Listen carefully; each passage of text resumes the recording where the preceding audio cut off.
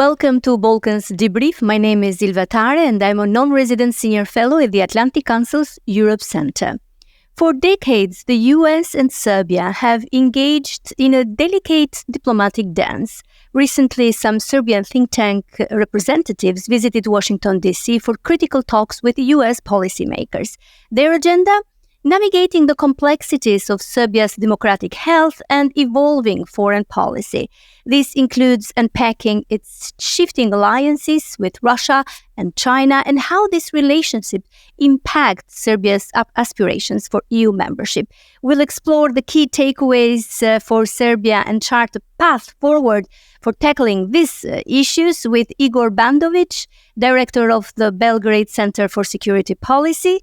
Thank you, Igor, for joining us. And Nikola Burazer, Program Director at the Center for Contemporary Politics. Welcome, Nikola, to Balkans Debrief. For both of you, Igor, we start together.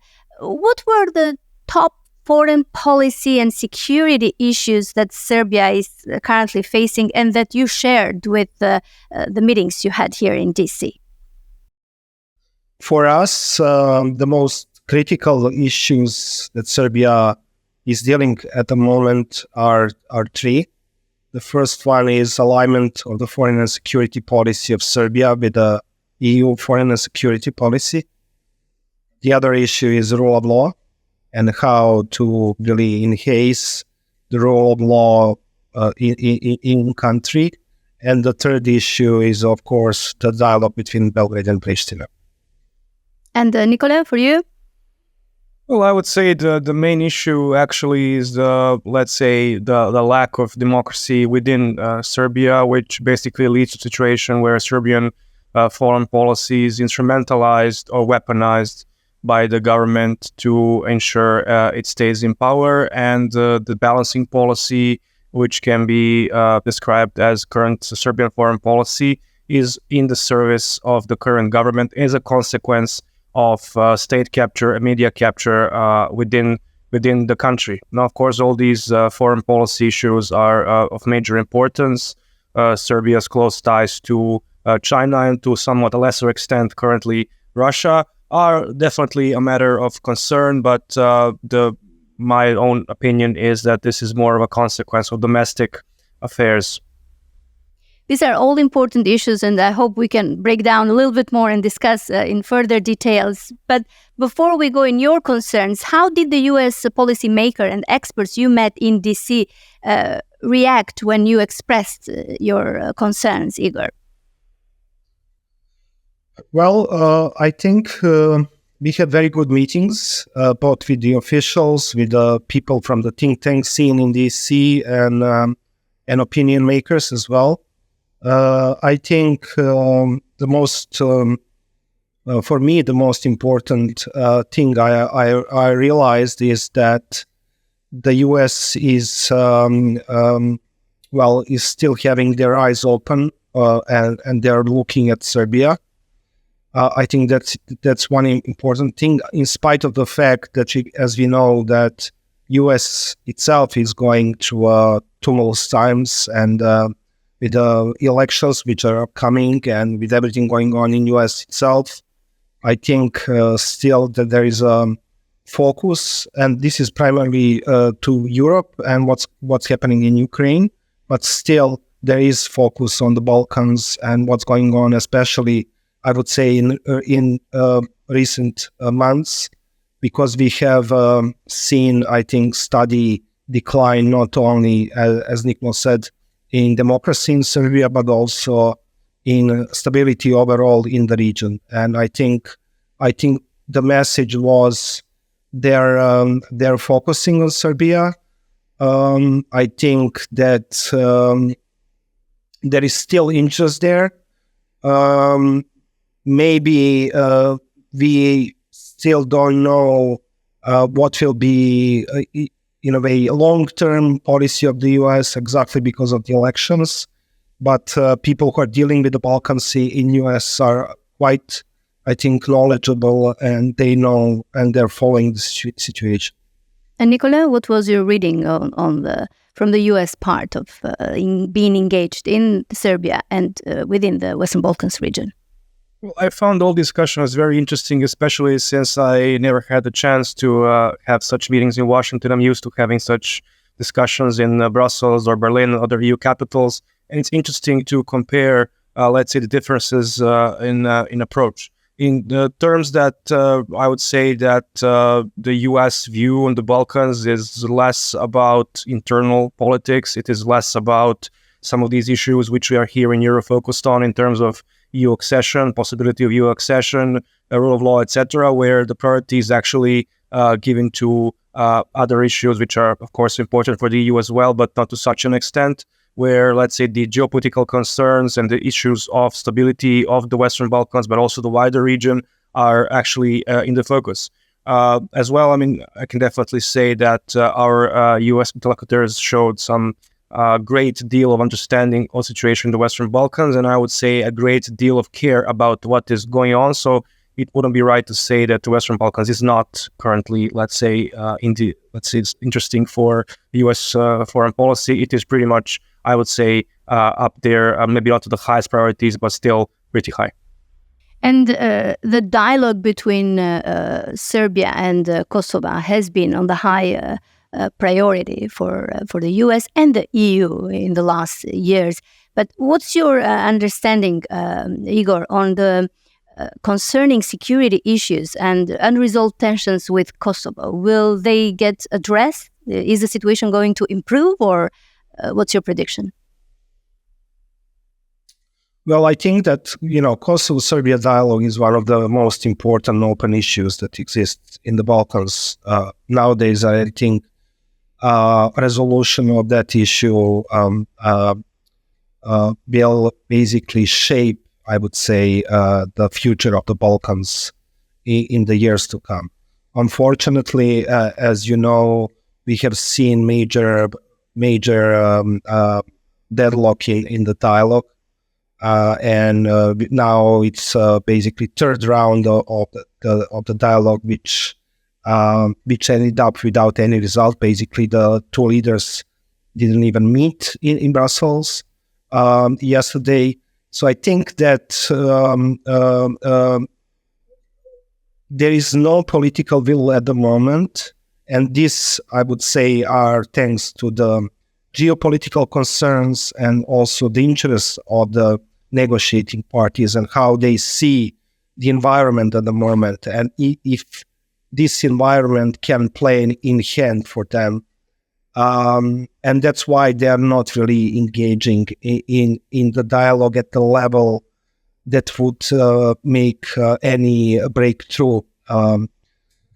Well, saying this, I have to say also that we are also seeing that situation on the ground is changing to the worst.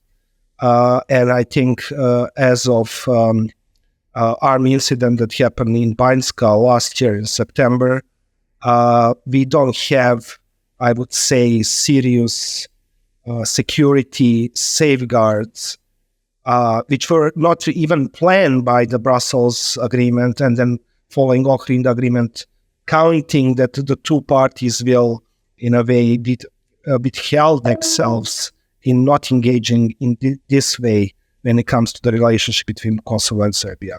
Unfortunately, now we are seeing that there are two parallel tracks. There are things that are going on when it comes to the Brussels facilitated dialogue, and there are things that are going on the ground, and these two realities don't correlate often.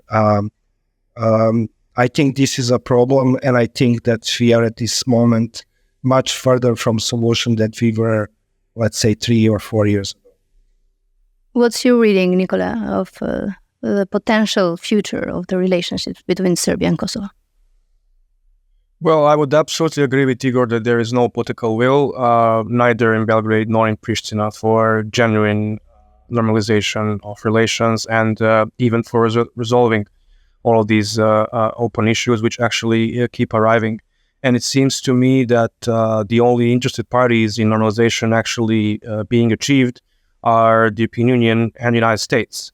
And these actors are actually pushing governments of both Serbia and Kosovo to engage in the dialogue and to normalize their relations, but it has been shown in the past 2 years that they haven't really developed the right strategy of sticks and carrots to actually have the things moving on the ground. We saw last year that with the Brussels and Ohrid agreements, the EU has tried to go from this mode of resolving a crisis to actually making a step forward in the whole normalization process.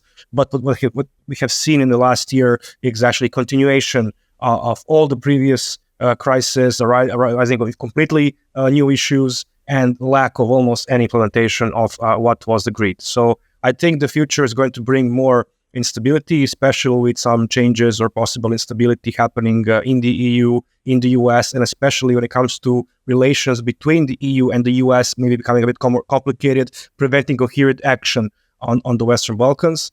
And the actors, I think, in the region are going to use this opportunity to prevent actually implementing what they agreed upon. And I think it's very important for both the EU and the US to be very serious about this and to develop a strategy which is going to bring results, because currently this is still not providing any resolutions. Igor and Nikola, I've always been wondering about the fact that there are always different layers. We have the political layer and the political will, but also the public opinion. Do you see any nuances, any changes in the public opinion to accept the Kosovo situation, the Kosovo's independence, or it reflects the political will? I think one of the major shortcomings of the Brussels-led dialogue from the beginning was the lack of strategy for public communication. And why I can blame Brussels for that, I equally blame both Kosovo and Serbia government. As we said, both Nikola and me, that there is lack of political will. We are reading that political will about, well, at least in Serbia, when it comes to the public, and by not engaging government public communication to the things that are going on within the dialogue, and not really trying to familiarize or to sensitize the public in Serbia to the either agreement that have been reached, either to the agreement that yet to be they are yet to be reached. I mean, just yesterday we had seen, for example, that one of the famous festivals which brings the cultural workers from Serbia and Kosovo, Mirdita Dobar Dan, was practically banned by the government. Many of us from the civil society have reacted to that. This festival is going on for many years, and in spite of all the difficulties in the dialogue, I mean, it managed to bring this, I think, positive vibe and positive climate when it comes to, let's say, normal relations between the ordinary people from both Kosovo and Serbia. I mean, for me, that was a sign of good, healthy, normal relations that should lead to resolution of the disputes that we have. Unfortunately, with the extremist hooligans who organize themselves in order to prevent this festival to be carried, and with the government practically banning the festival, I don't think we are seeing any chances of Serbian government willingness to accept the reality, to accept that they have to work with the people of Serbia in order not only to talk about either statehood of Kosovo or anything else, but just to accept, because we have long-standing prejudices towards the Albanians since the 90s, and, working on that would be a job for the government if they want to have normalized relationship with Kosovo. Unfortunately, we are very far from that moment. Nikola, if you see the shift between public opinion and government will? I would say that admission of Kosovo was never really an option for any government in Belgrade, and it never got significant political public support. So this was never a realistic option. But what is a much bigger problem is that there seems to be a lack of,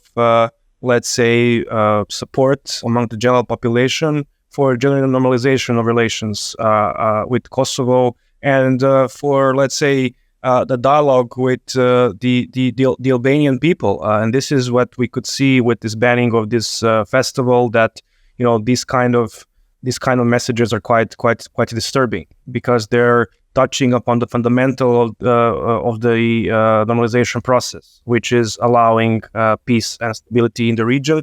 And that we don't see any movement in that direction. We seem to have a different kind of direction. Another setback.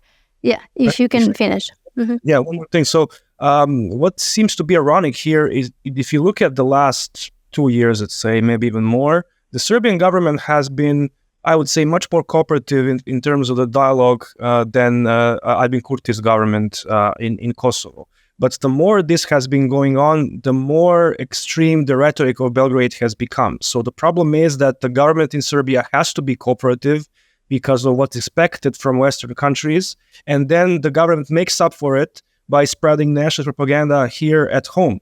And this, I think, finds some understanding in the West that simply this is maybe the price that has to be paid for Belgrade being able to deliver on some of the promises. But once again, the problem is that you're undermining the very basis of the normalization process by this spread of hatred, which, even though it may be instrumental and cynical, is actually going to, in the long term, I would say, create a lot more instability. And you did mention that nationalist propaganda. We recently had that All-Serb Assembly gathering that reignited the nationalist sentiment. How significant is this, in your view, and what potential consequences could it have for Serbia's stability and regional security as well? Igor? I think that All-Serbia Assembly that took place last month is one of the I would say elements, or one of the illustrations of this political project, which is called Serbian World. And this is something that basically started in my mind from Kosovo, and the idea that Kosovo should be divided, basically, with this idea of land swap. And this is a very old, I think, idea, but with this new term and new strategy. Basically, the strategy is that all Serbs living outside of Serbia, or living basically in former Yugoslavia, are more loyal to Serbia and Belgrade and really to their own countries. Practical consequence of that, because this strategy and this propaganda has been going on for some time, and now we have practical consequences of it.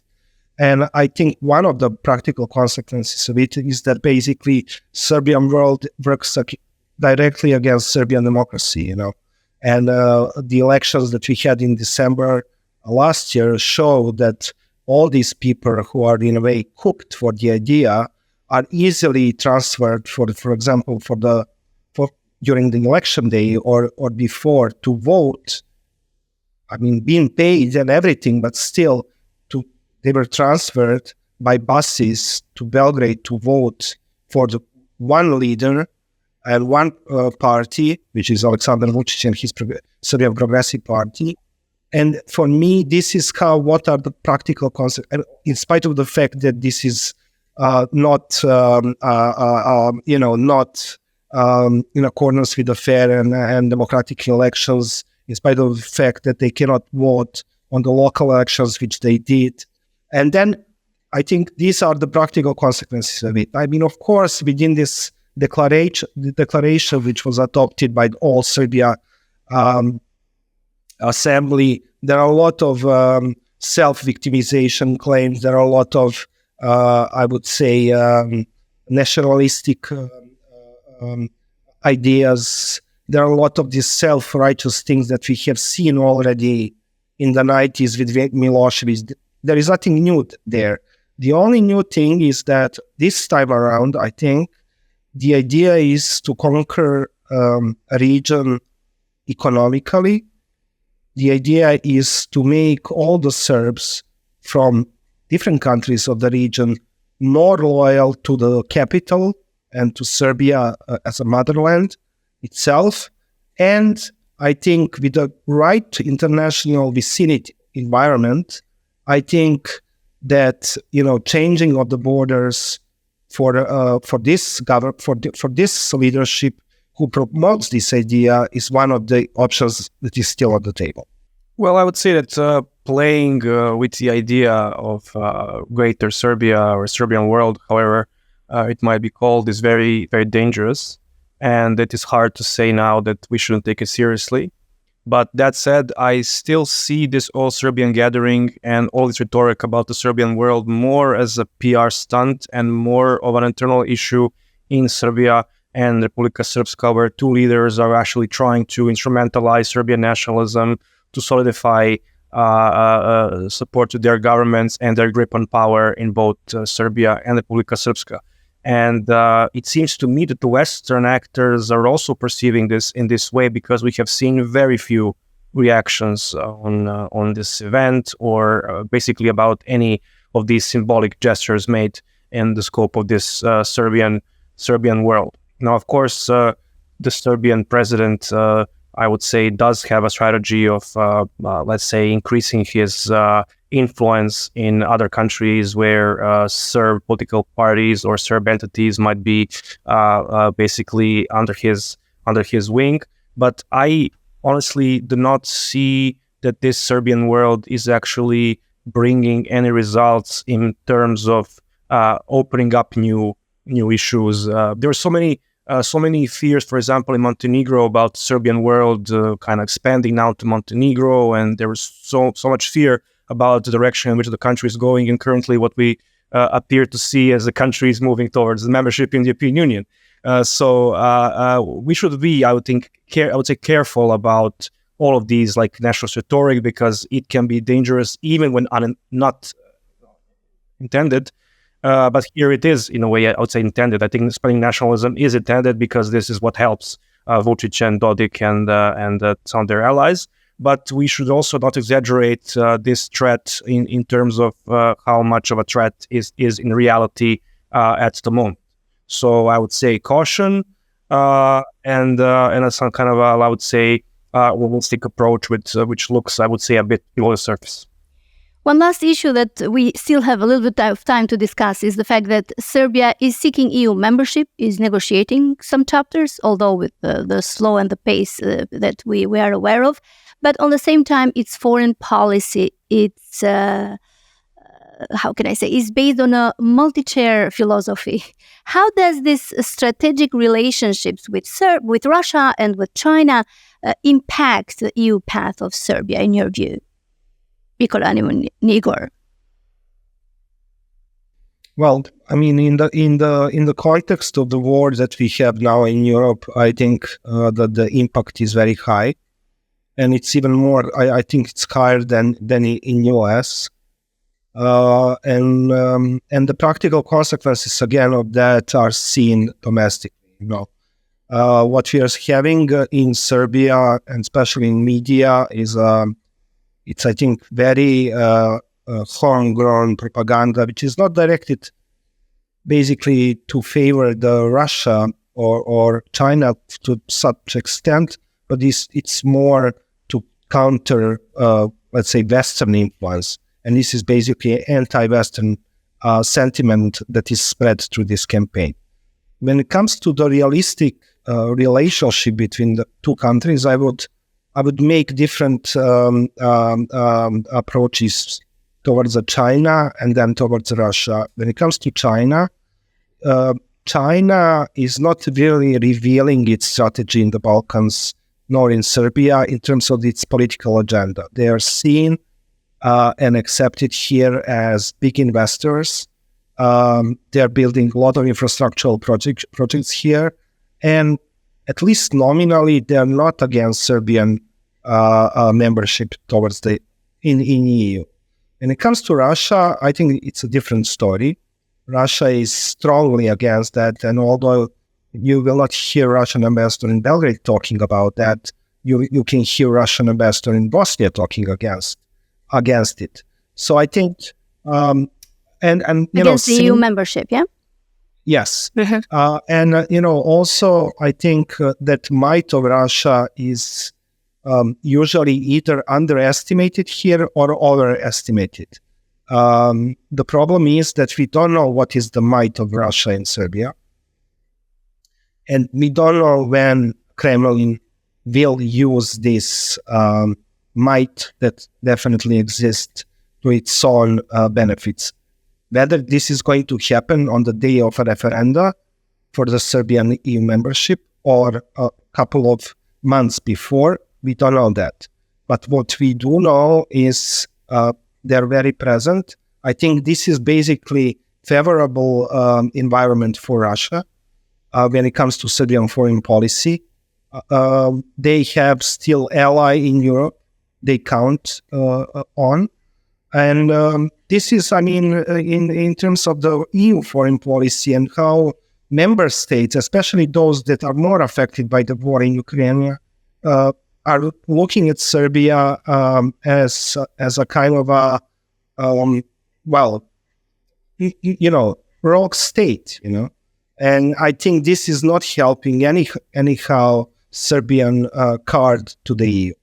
Well, I would say that relations between Serbia and Russia and China are not hurting Serbia's EU accession process as much because, first of all, there are more important issues that Serbia faces. And the second thing is that I do not think that it is actually the goal of the Serbian government to pursue EU membership.